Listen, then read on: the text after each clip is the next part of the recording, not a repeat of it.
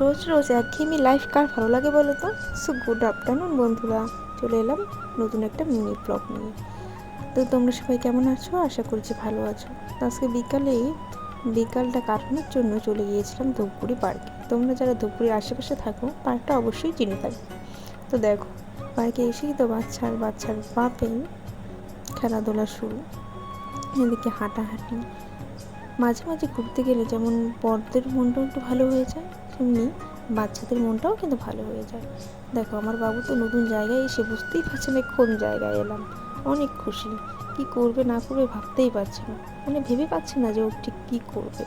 ওই জাম্প করছে না বাচ্চাগুলো, ওদিক থেকে ওদের আগ্রহে দেখছে এবং ভাবছে যে আমিও যদি বড় হতাম তাহলে ওদের সঙ্গে খেলতে যেতে পারতাম, কিন্তু সে তো পারবে না, সে তো এখন ছোটো। সে অধীর আগ্রহী সেদিকে তাকিয়ে রয়েছে। তো অবশেষে তার অধীর আগ্রহের অবসান ঘটালাম, তাকে নিয়ে গেলাম সেখানে খেলার জন্য। দেখো, তার দাদাটা কি সুন্দর তাকে নিয়ে ঘোরাচ্ছে এবং খেলছে, সে তো অনেক খুশি। নতুন স্টাইল শিখেছে, মুখে হাত দিয়ে আছে এবং হাসছে। তো তারপরে কিছু ফটোস আর ভিডিওস নিয়ে আমরা আবার আমাদের গন্তব্যের দিকে ছুটলাম। বাই।